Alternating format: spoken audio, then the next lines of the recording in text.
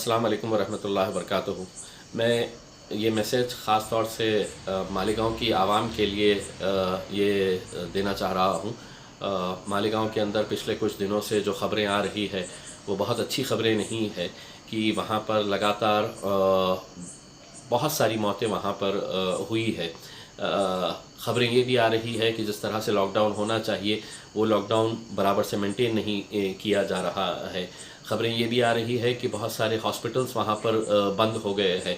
इस ताल्लुक़ से इमाम पार्टी के अध्यक्ष MP जनाब असदुद्दीन अवैसी साहब लगातार हर रोज़ वो मुझसे इस बारे में बात करते हैं कि मालेगांव के ताल्लुक़ से जो ख़बरें आ रही है वो अच्छा नहीं है, और उसको मुझे फ़ॉलो करने के लिए मैं लगातार हमारे MLA मुफ्ती साहब के साथ संपर्क में हूँ।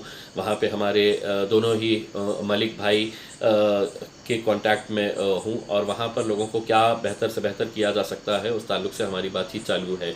आज ही मैंने महाराष्ट्र के हेल्थ मिनिस्टर राजेश टोपे साहब से बात किया और उनको ये बताया है कि मालेगांव का सिचुएशन कितना अलार्मिंग है, और वहाँ पर दिन ब दिन जो मौतों का आंकड़ा बढ़ता जा रहा है वो एक यकीनन सबके लिए ही तशवीश की बात है, चिंता की बात है।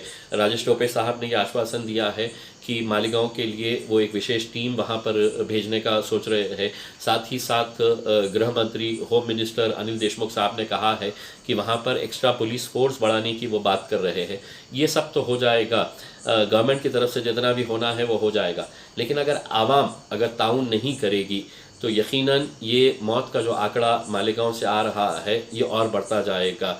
इसीलिए मैं आप लोगों से अदबन ये गुजारिश करना चाहूँगा कि कुछ दिनों के लिए आप लोग अपने घरों के अंदर बंद रहे।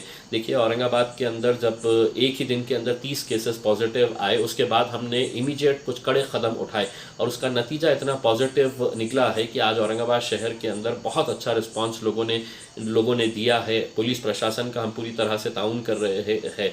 तो मैं औरंगाबाद के साथ साथ मालेगांव की आवाम का खुसूसन आप लोगों से मैं हाथ जोड़कर ये गुजारिश करना चाह रहा हूँ कि आप लोग अगले कुछ दिनों तक अपने घरों के अंदर बंद रहिए।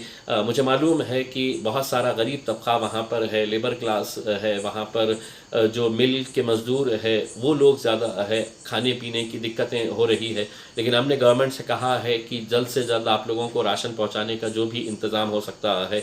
मैं मालेगांव के वो लोग जिनके पास ये इस्तात है, जिनके पास इतना पैसा है कि वो लोग गरीबों की मदद कर सकते हैं, मैं उनसे भी हाथ जोड़कर ये गुजारिश करना चाहूँगा कि ऐसे वक्त के अंदर आप लोग इन गरीब लोगों का साथ दीजिएगा, उनका सहारा बनिएगा, क्योंकि रमज़ान के महीने के अंदर मालूम है कि ये एक नेकी का महीना है और इसके अंदर आप लोग जितनी भी मदद कर सकेंगे। बस इतना ख्याल रखिएगा कि अगर आप घर में खाना खा रहे हैं तो आपका पड़ोसी भूखा नहीं सोना चाहिए। इस यकीन के साथ आप लोगों की मदद करिएगा। और लोगों को एक बार फिर से मैं अपील करूँगा कि पुलिस के डर से मैं घर में चले जाऊँगा और पुलिस चले गई कि फिर मैं बाहर निकल जाऊँगा, ये आप आँख मिचौली अगर खेलेंगे तो यकीनन इस बीमारी के साथ हम लड़ नहीं सकते हैं। अगर लड़ना है तो हमको अपनी ज़िम्मेदारी समझकर, ये मेरी ज़िम्मेदारी है, क्योंकि यहाँ पर अफसोस ये हो रहा है कि नौजवान लड़के जब बाहर जा रहे हैं और जब वो घर में जा रहे हैं तो अपने बुज़ुर्गों को ये बीमारी दे रहे हैं। ये कोरोना वायरस सबसे ज़्यादा अगर किसी को मुतासिर करता है तो एजेड लोगों को।